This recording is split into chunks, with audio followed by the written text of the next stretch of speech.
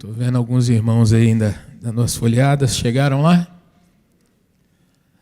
Palavra do Senhor, Deuteronômio, capítulo 30, versos 19 e 20. Nós lemos assim, palavra de Deus.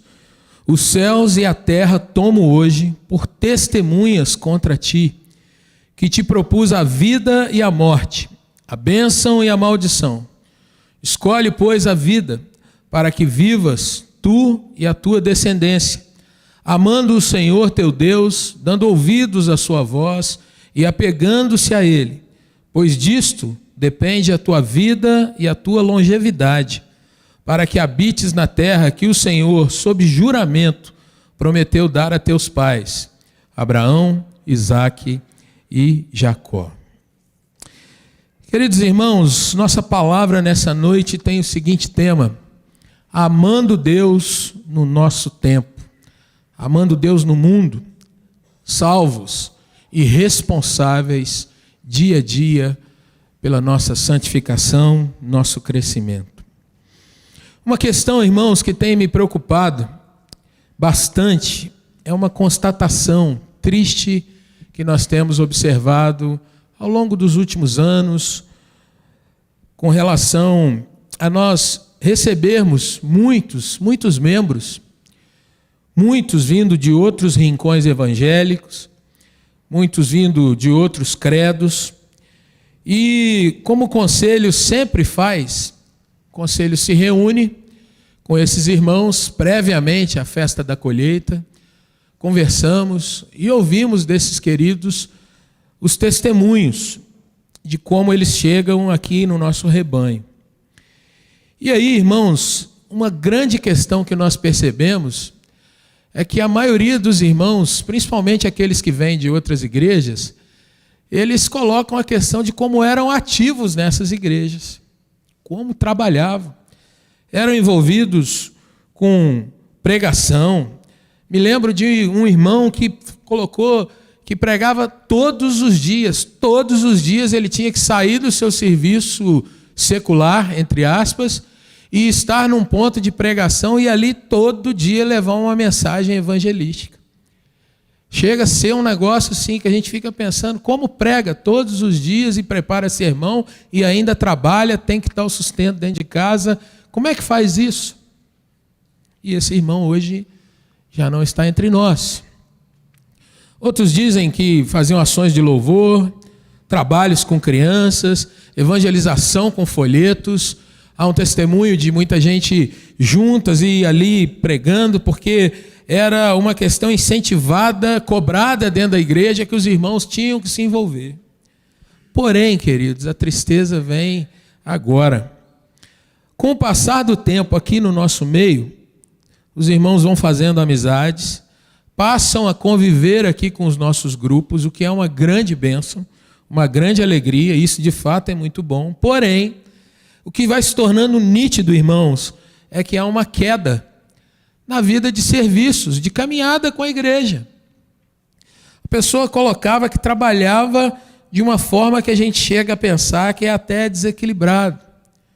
Porém, com a caminhada aqui, a gente vai vendo que muitos irmãos vão se ancorando e a gente vai percebendo uma vida ociosa, uma vida de uma certa distância da igreja, aparece de vez em quando, some depois um tempo, aparece uma outra vez, e aí a gente, sem querer pressionar, sem querer apertar, a gente chega para essa pessoa: fulano, tem sentido sua falta? Como é que você está? Está tudo bem?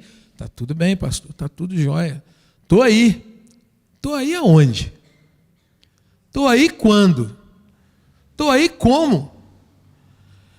E assim, queridos irmãos, a gente fica se perguntando, e essa é uma crise que como pastor a gente carrega. Será que a gente está ensinando ou colocando de fato essa questão de graça, de salvação, essa questão de santificação? Será que isso está sendo colocado, irmãos, de uma forma sadia? Ou pelo menos de uma forma que a igreja tenha entendido o seu papel? Estamos ouvindo aqui em testemunhos sobre missões.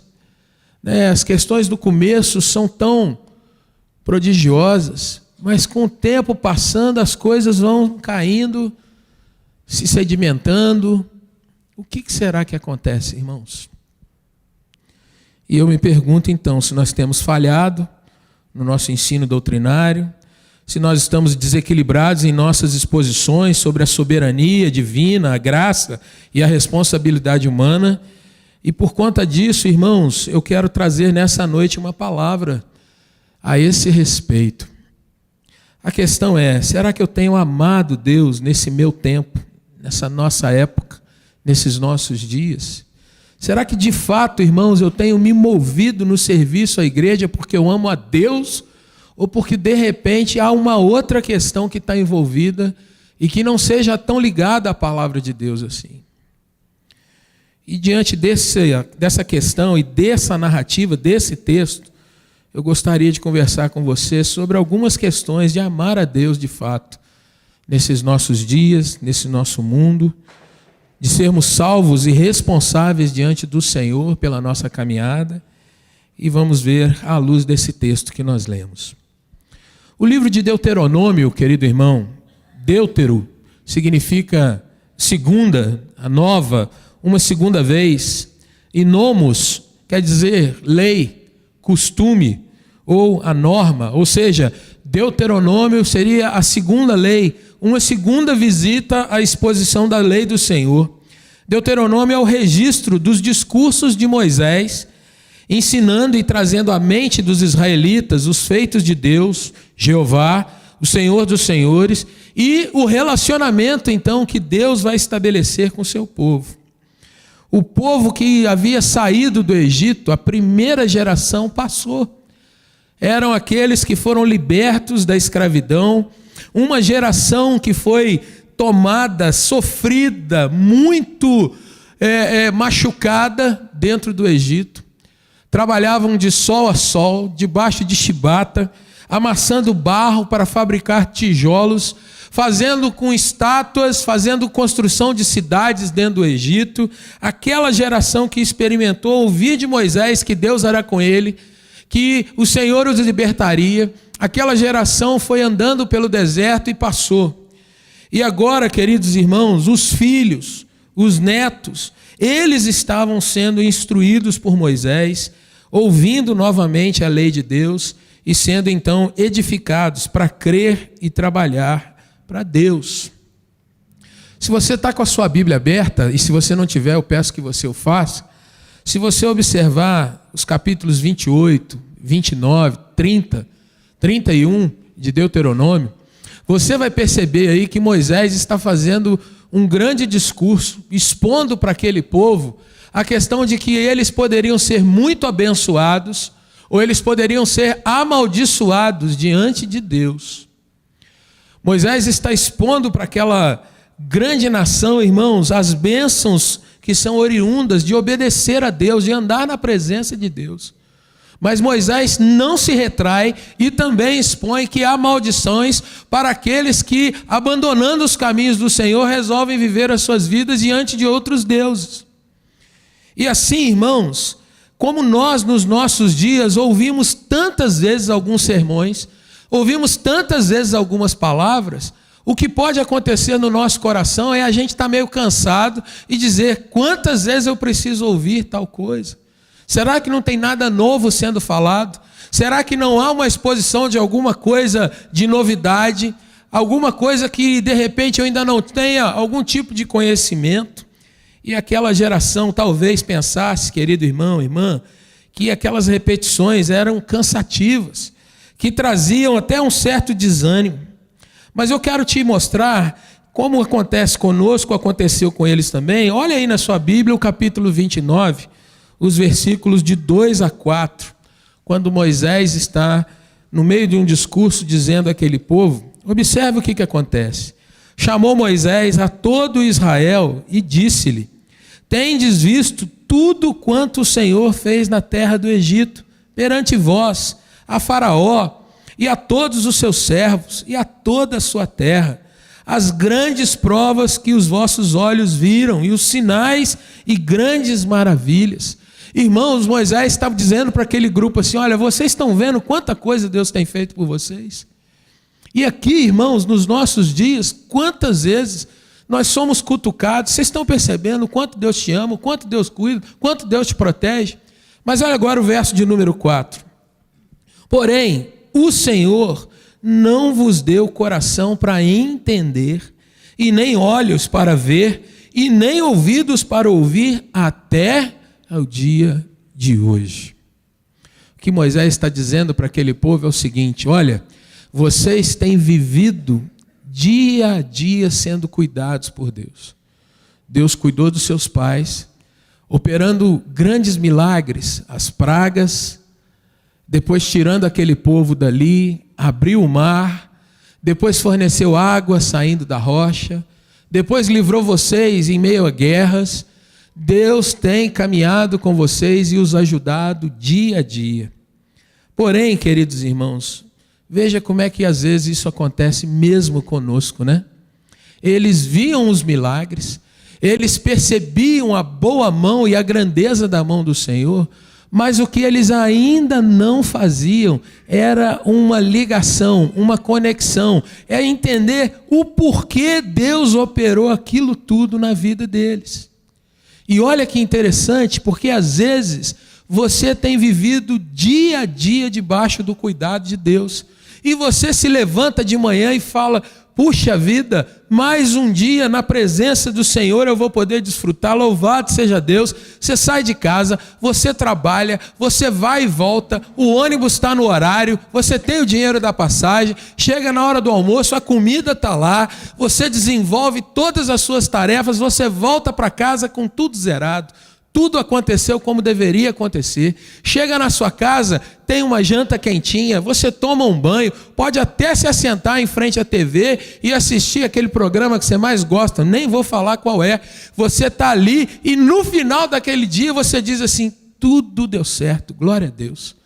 Mas será que você entendeu o porquê de tudo aquilo ter dado certo?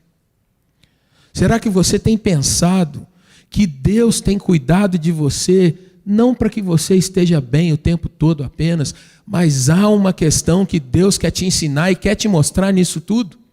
Será que você já parou para pensar, meu irmão, por que Deus te salvou? Porque se Ele te salvou, eu sei que você sabe. Que você tem vivido debaixo da mão do Senhor, eu sei também.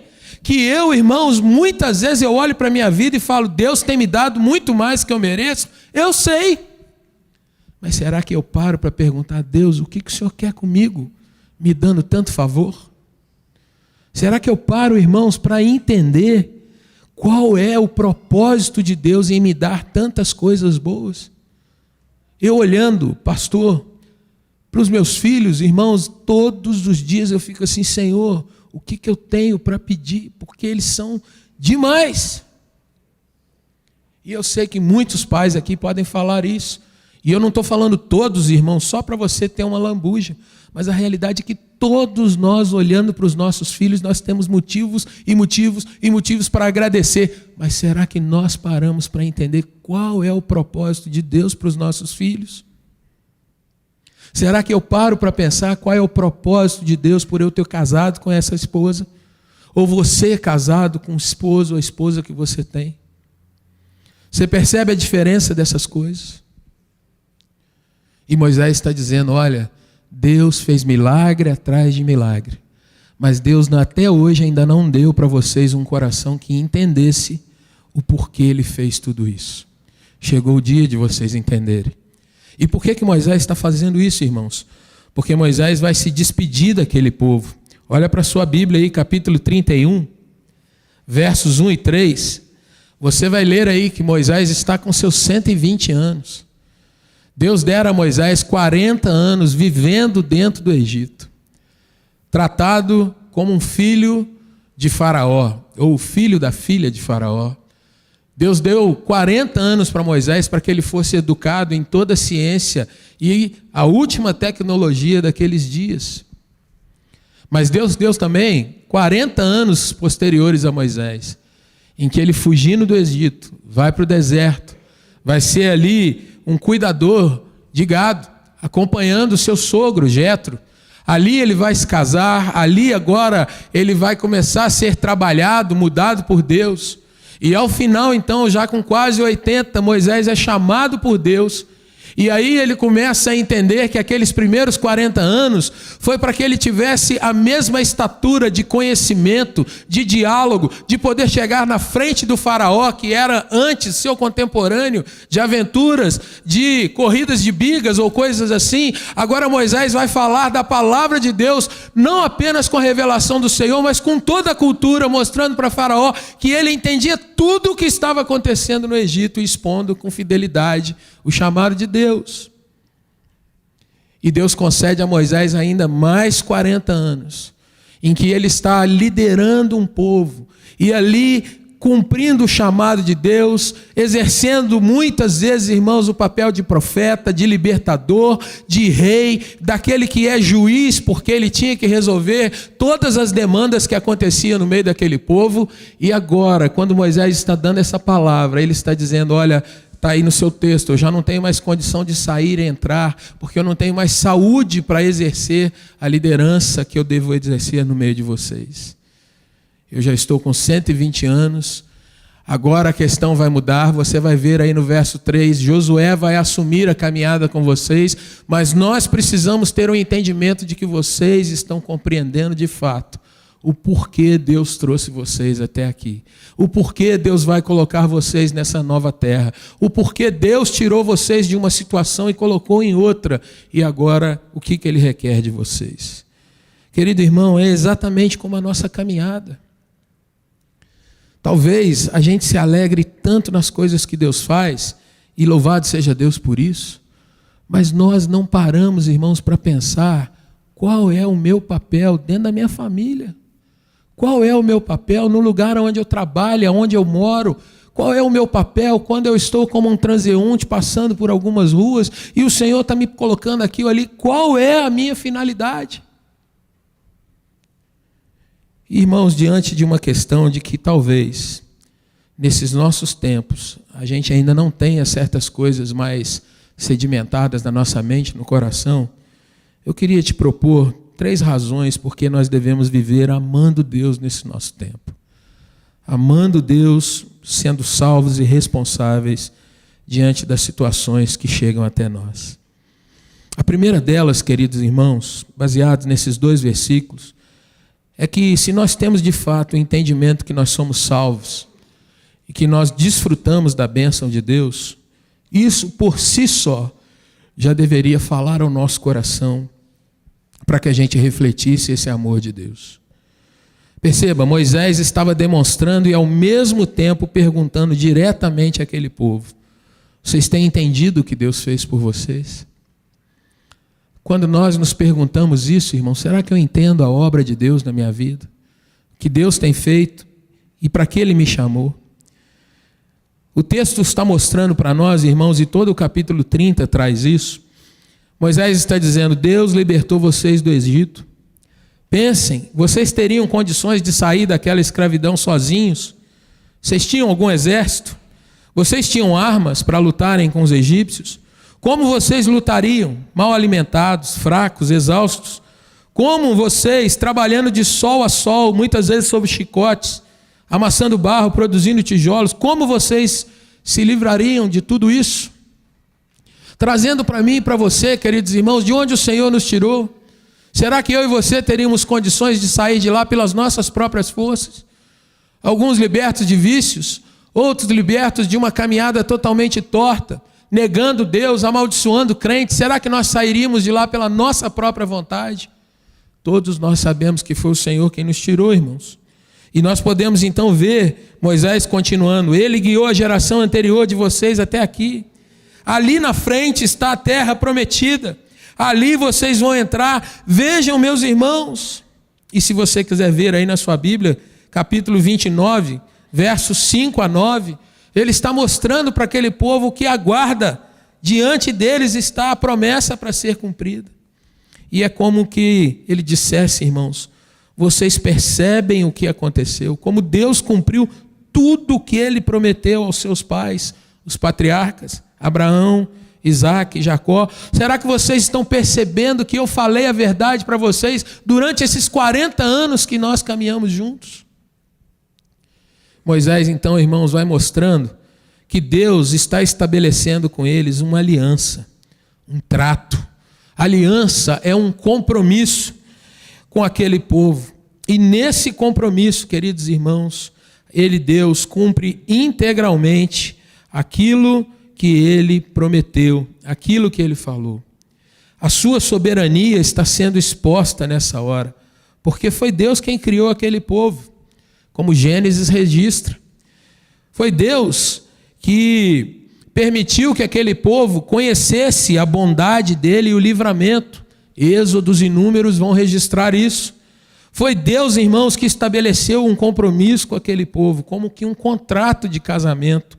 E o livro de Levítico vai mostrar isso.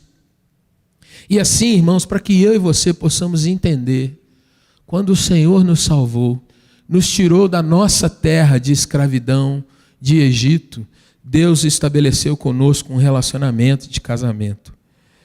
E usando as palavras do reverendo Mauro Meister, um grande expositor, um grande pastor desses nossos tempos, o nosso Deus, ele é muito ciumento de nós. E essa relação de ciúme, de pertença, quem é casado aqui vai entender perfeitamente a palavra daquele pastor, quando ele diz para nós assim, que sendo Deus o nosso esposo, o nosso Senhor, o dono da nossa vida, ele não vai permitir de forma alguma que a sua noiva, a igreja, ande com uma foto de outro Deus na sua carteira.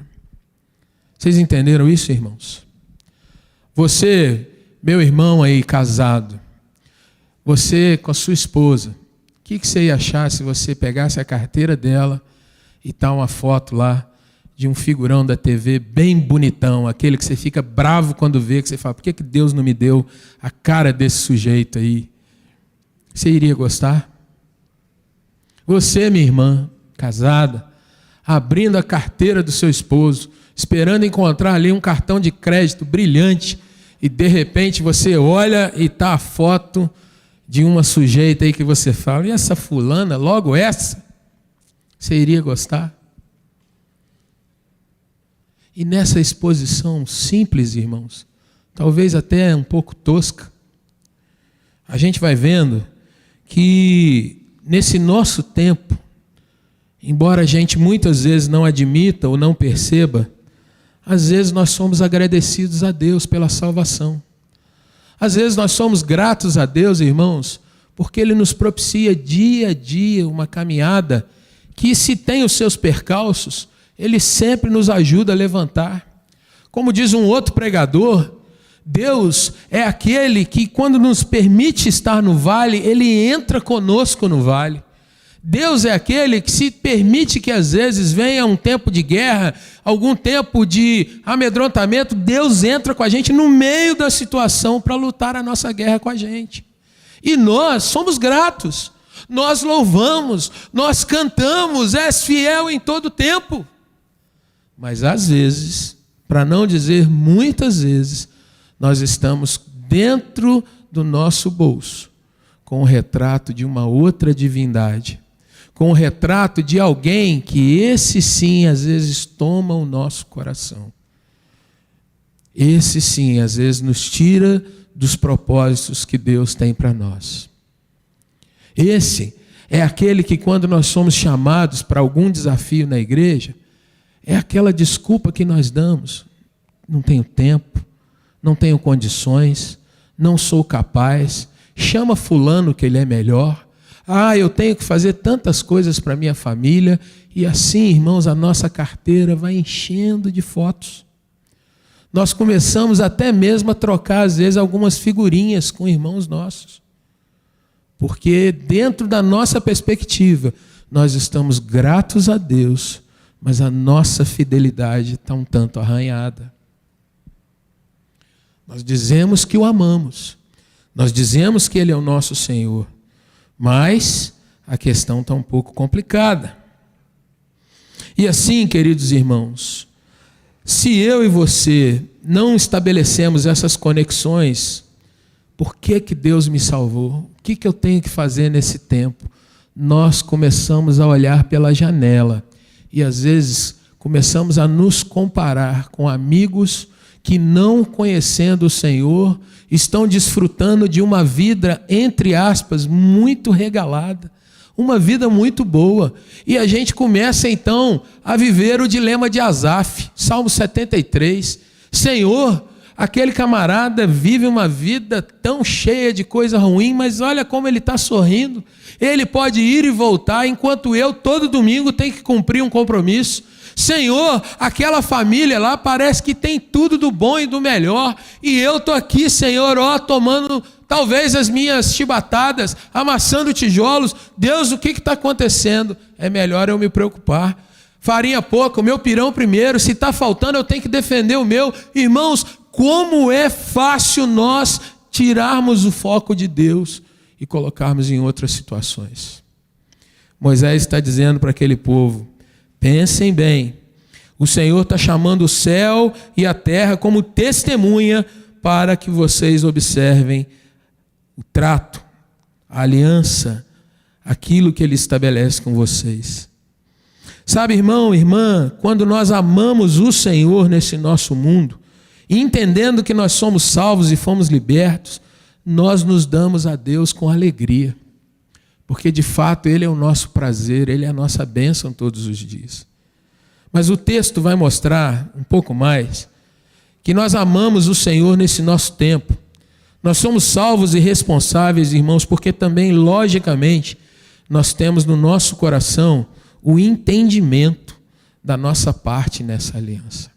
Olha para o seu texto, o texto que nós lemos, Êxodo 30, no verso de número 20, você vai ler assim: amando o Senhor teu Deus, dando ouvidos à sua voz e apegando-se a Ele. Olha o que vem escrito logo depois desse ponto e vírgula: pois disto depende a tua vida e o quê? A tua longevidade. O verso 20 nos mostra, irmãos, que Moisés está dizendo para aquele povo assim: olha, se você entende o que Deus fez, entenda agora que daqui para frente você precisa entender que há uma parte sua nessa aliança. Casamento não é de um só, irmãos. E olha quantas vezes no nosso tempo há uma chuva de culpa no outro. Porque nem sempre nós nos vemos compromissados e comprometidos, entendendo que os dois se servem mutuamente, os dois se cuidam mutuamente. E aqui, irmãos, guardada a diferença e a distância entre nós e o Senhor e o que Ele estabelece, se eu entendo a minha parte na aliança, eu vou amar a Deus nesse tempo, porque eu desejo para a minha vida que de fato eu seja longevo. Eu quero viver muito e quero viver bem, e disto depende, o texto nos diz, que a gente caminhe cada vez mais servindo ao Senhor. E aqui nós vamos entrar um pouco mais, irmãos, numa questão mais teológica. Moisés vai mostrar para aquele povo que ele, povo, tem uma responsabilidade contínua pelo seu progresso. Nós pregamos aqui, irmãos, alguns domingos atrás, o apóstolo Paulo escrevendo aos Filipenses: olha, desenvolvei a vossa salvação com temor e tremor. Você não foi chamado para ficar quieto, salvo, sentado e sossegado. E nós colocamos aqui para os irmãos: o povo de Deus não pode ficar paralisado, ele tem que avançar. E, irmãos, aqui nesse texto nós vamos caminhar com uma parte que muitas vezes é confusa dentro da nossa caminhada. Alguns dizem: não, sou salvo, fui salvo pela graça eu continuo, e agora daqui para frente tudo é responsabilidade de Deus, não minha. E isso, irmãos, se chama hipercalvinismo.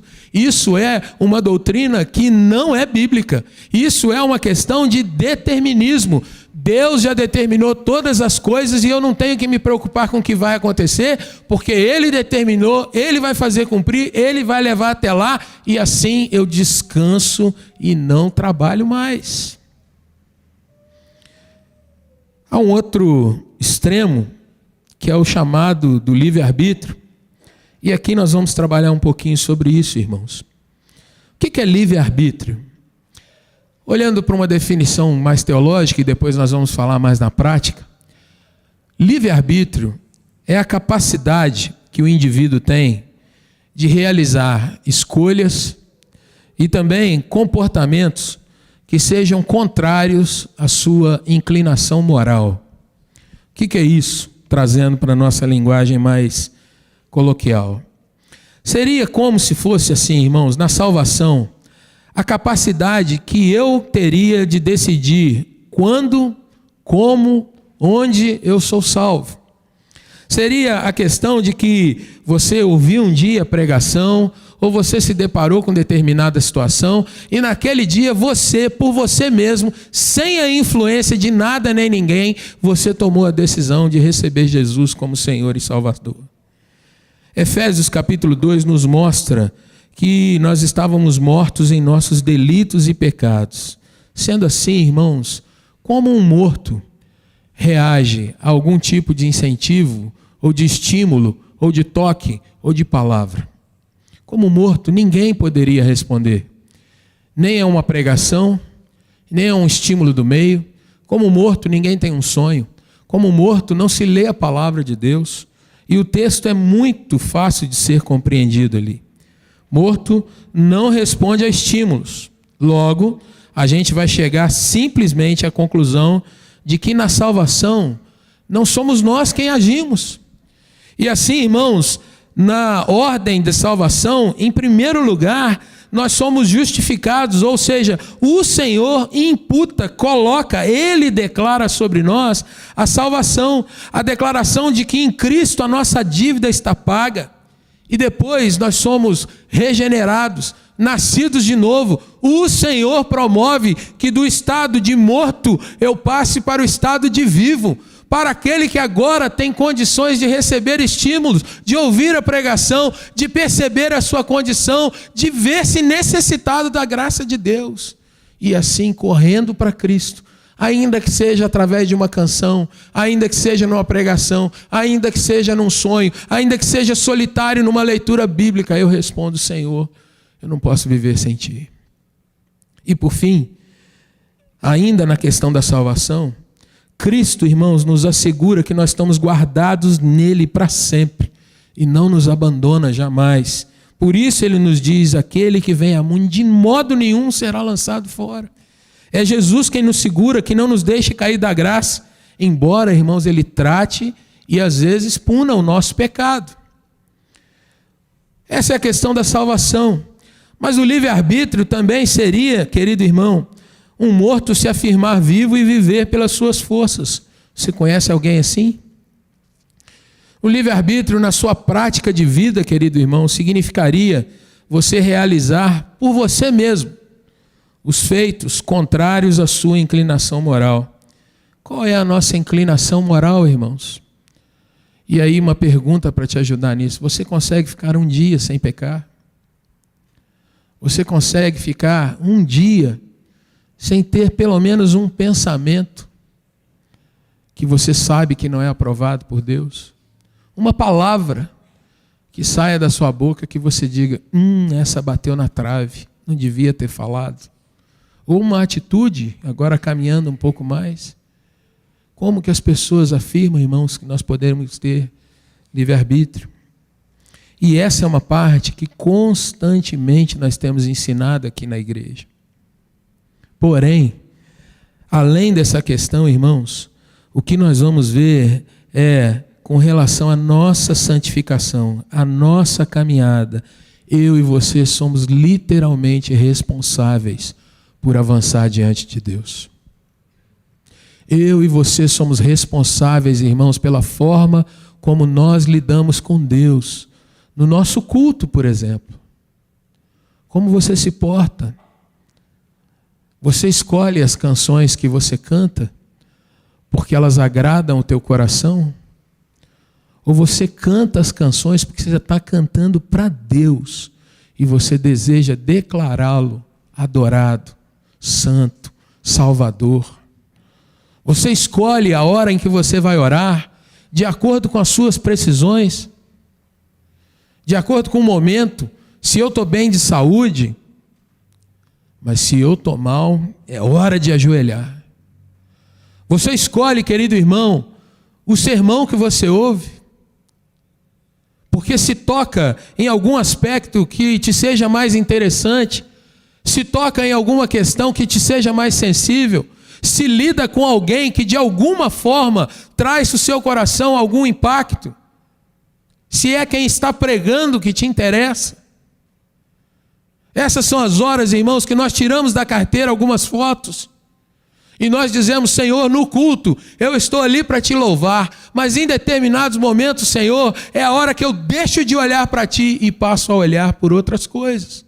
E nessa hora, querido irmão, com temor e tremor no coração, eu digo: todos nós somos responsáveis diante do Senhor. Nós somos responsáveis, irmãos, quando nós não oramos pela nossa cidade, quando nós, por uma questão de revolta, dizemos: quem está lá na prefeitura não merece as minhas orações. Nós somos totalmente responsáveis, irmãos, quando nós olhamos para outras pessoas que, discordando das nossas opiniões, nós dizemos: eu não vou orar por fulano, porque ele não merece. Nós somos totalmente responsáveis, irmãos, quando nós assumimos compromisso com a igreja, diante do Senhor, viemos para uma festa da colheita, balões são soltos, isso é tudo muito lindo, mas o que está naquele negócio é o seu compromisso com a palavra de Deus.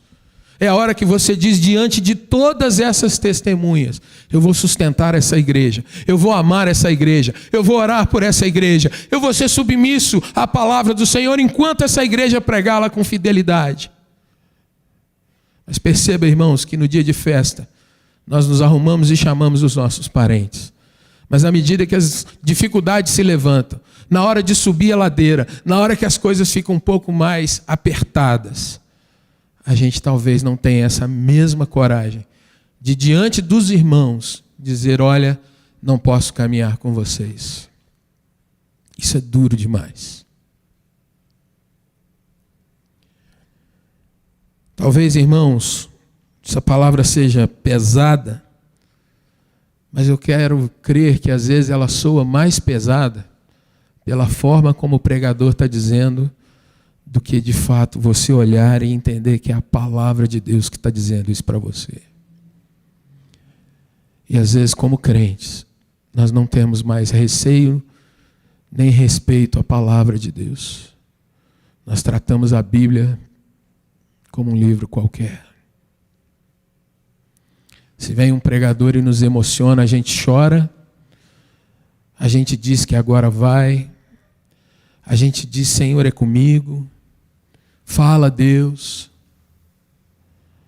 Mas diante da palavra de próprio Deus, eu com os meus olhos lendo, com o meu entendimento compreendendo, muitas vezes eu começo a relativizar e dizer: essa palavra é para fulano, para Beltrano, para aquele outro, mas não é para mim. Estamos amando Deus nesse tempo?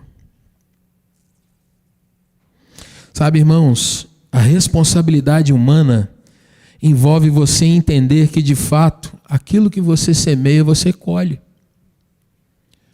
Aquilo que você planta é o que você vai colher. E perceba que às vezes os relacionamentos dentro da igreja são tão truncados, porque o que nós semelhamos dentro do nosso relacionamento? Como nós nos identificamos para os irmãos? Irmãos, nós vivemos numa época em que todo mundo consegue o contato de todo mundo, mas perceba, quanto mais nomes dentro da minha lista lá no celular, mais parece que eu me ausento da vida de outras pessoas.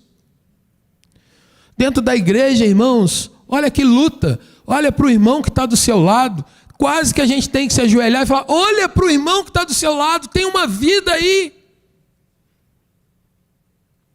E talvez a gente não perceba que, irmãos, às vezes nós somos instrumentos de cura quando a gente abraça alguém que já está há 15, 20, 30 dias sem ter um abraço sequer. Mas para quem abraça todo dia, gente que às vezes passa semana sem ouvir uma palavra de incentivo, uma palavra dizendo: olha, estou orando por você. Mas aí a gente acha que o pastor está querendo animar o auditório quando ele fala isso. Abençoa esse irmão que está do seu lado.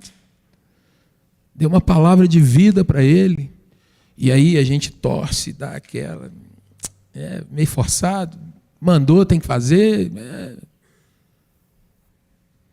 mas a gente não vê o quanto a gente pode ser abençoador, a gente não vê a semente que a gente está lançando, e depois, irmãos, a gente reclama, ninguém foi me visitar, ninguém foi me ver, eu estive doente, ninguém na igreja falou nada. Que dia que você avisou a igreja que você estava doente? Não, a igreja tem que saber. Como? O Ministério de Informação não funcionou nessa hora. Isso é uma piada interna para alguns jovens aí. Irmãos, responsabilidade humana envolve que você é responsável por ler a palavra de Deus. Você é responsável por orar dia a dia pela sua vida. Você é responsável, querido irmão, por ser crente aonde você está. Você é responsável por lançar sementes, porque você entende que disso procede bênção para a sua vida e longevidade para a sua caminhada. Mas o último ponto que eu quero caminhar com você está muito perto disso. Amar Deus nesse nosso tempo, irmãos, porque eu sou convicto de que há um futuro glorioso que vem. Eu vou colher a bênção do Senhor. O texto diz, irmãos, que eles iam entrar na terra. Aquele era o último discurso de Moisés. Aquele povo, daqui a alguns capítulos dentro da leitura bíblica, estaria já com Josué atravessando o rio Jordão. Mas o fato é que naquela hora ali Moisés está dizendo, olha, vocês estão recebendo diante de vocês. Deus chamou por testemunha o céu e a terra. Deus está mostrando para aquele povo, irmãos, que qualquer dia, olhando para o céu, a criação estava testemunhando que Deus os estava abençoando, mas ao mesmo tempo que Deus os estava chamando ao compromisso. E assim, dia a dia, enquanto subisse o sol, eles veriam, opa, tem um compromisso com Deus. A lua chega, opa, o Senhor me chamou para que eu viva na presença dEle. Se eu estiver perto de um riacho, se eu ver um bicho passando, se eu olhar para uma natureza exuberante, em tudo eu devo reconhecer que o Criador me chamou e me abençoou. E assim eu devo fidelidade a Ele e vou caminhar. Não apenas por uma questão etérea, porque eu sei que o meu Redentor está me dando um lugar aprazível que eu vou desfrutar, uma bênção que eu vou ter na minha vida. Qual era a bênção aqui em Deuteronômio, irmãos? Uma terra que mana leite e mel. Uma terra que quando 12 homens foram mandados para lá observar, eles viram tantas maravilhas, mas eles olharam os gigantes também. E só 2 daqueles homens viram assim, olha, se Deus for conosco, nós não só vamos entrar, como nós vamos tomar aquilo tudo. É tudo nosso. Deus vai nos levar e Deus vai caminhar conosco. Irmão, irmã, nesses nossos dias, qual é a promessa que Deus tem para mim e para você? Deus te chamou para ser salvo. Será que nós abrimos mão, irmãos, de entender que a salvação é para a eternidade? Será que como igreja nós queremos uma salvação só para o aqui e para o agora? Para ficar livre dos probleminhas que nós vemos nesses nossos tempos, irmãos? Eu amo a Deus nesse tempo porque eu sei que a minha vida pode acabar a qualquer momento.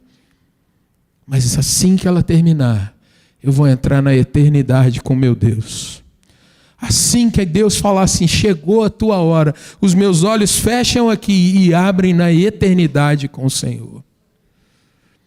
Jesus fez isso com um bandido na cruz.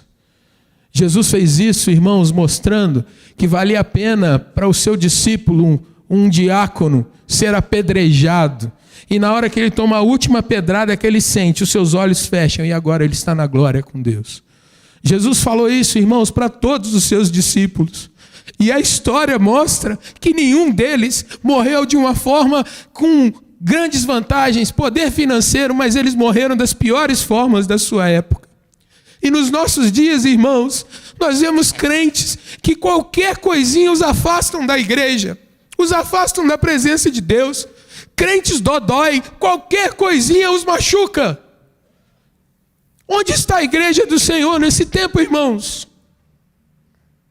Ela está escondida, ela está acovardada, ela está com medo das leis que vão ser proclamadas. Saiba, meu irmão, que isso não vai voltar atrás e você não pode ficar indeciso diante desse tempo.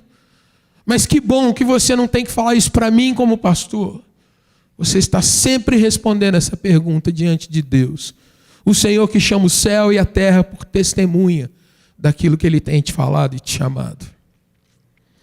Assim, querido irmão, eu sou convicto de que se eu tenho lançado sementes que vão para a eternidade, eu vou colher grandes bênçãos do Senhor, na glória com Ele. Se eu tenho lançado sementes, irmãos, de espalhar a verdade, de às vezes ouvir não, às vezes ser desprezado, às vezes as pessoas dizerem, é um tolo, não ouço o que ele diz. O Senhor está dizendo a cada dia, filho, fostes fiel no pouco, eu vou te colocar sobre o muito. Caminha, anda, não pare. E assim, irmãos, a gente vai entendendo que o Senhor, na sua graça, na sua palavra, Ele mostra, desde Deuteronômio, algo muito sério, quando a gente fala de compromisso. Ele mostra para nós, irmãos, que um trilho grande se estabelece na nossa vida. Um dos trilhos é a sua soberania. Deus está guiando tudo. Mas o segundo trilho é o da minha responsabilidade. Eu sou plenamente responsável por aquilo que eu semeio, por aquilo que eu faço, por aquilo que eu digo e por aquilo que eu penso. Nesses nossos tempos, irmãos, o que tem acontecido é que, por vezes, dentro da nossa caminhada reformada, a gente tende a descansar na graça e pensar que Deus vai cuidar de tudo enquanto a gente fica meio... Mas a realidade é que se essas duas coisas não estiverem perfeitamente paralelas, perfeitamente equilibradas, nós não teremos, de fato, um trem caminhando nessa história. E eu queria encerrar essa palavra te trazendo 3 questões para que você aplique o que nós ouvimos aqui, irmão. A primeira delas, você tem meditado na sua experiência de vida? Hoje você é chamado a fazer isso. Talvez você veja uma vida monótona, parece que a igreja está sempre se repetindo, mas você já parou para pensar se você tem tido entendimento do porquê você foi salvo? Segunda questão, meu irmão, se coloque na presença de Deus e se coloque dizendo como tem sido o seu serviço ao Senhor. Quantos jargões cristãos nós ouvimos? Você é um missionário, você é um servo de Deus, ou varão, varoa. Mas a questão é, isso tem provocado em você efetivamente em resposta a Deus? Eu não estou falando só de ministério na igreja. Estou falando de você compartilhar o evangelho com gente que está na sua vida todos os dias. Você orar pela sua cidade como um intercessor, uma intercessora. Por último, querido irmão, vou repetir palavras aqui do reverendo Mauro Meister. Uma grande bênção que nós desfrutamos nesse nosso tempo é ouvir sermões e sermões e sermões daqueles pastores que nós mais gostamos. E eu queria te incentivar, ouça muitos sermões. Porém, leia mais a Bíblia do que você ouve sermões. Se você entendeu o que eu estou dizendo, preste bem atenção. Muitas vezes você pega o seu computador, seu celular, seu tablet, não importa. E você se delicia em ouvir palavras. E você diz ao final, que bênção que é esse camarada. Ah, se ele fosse o pastor lá da igreja, eu não ia ter que ouvir aquilo tudo que eu escuto no domingo. Que bom. Mas mais do que ouvir, ter prazer, ter alegria nessas coisas, seja você o conhecedor da palavra. Seja você aquele que se alimenta da palavra de Deus. Porque no dia que o Senhor te chamar, nenhum desses pregadores vai estar ao teu lado. É você e o Senhor. E sempre foi assim. E vai continuar sendo. Que Deus te ajude na sua caminhada, na minha caminhada. Eu queria orar com você. Eu queria chamar os irmãos do Ministério de Louvor aqui à frente. Nós vamos cantar um cântico. que traz bem essa questão na sua letra. Como muitas vezes eu canto que quero ser usado por Deus, mas como muitas vezes isso não sai da canção. Que você possa fazer uma oração nessa noite, dizendo: Deus, eu tenho entendido que o Senhor é soberano e é gracioso, mas eu sou responsável pela minha caminhada também. Vamos estar de pé?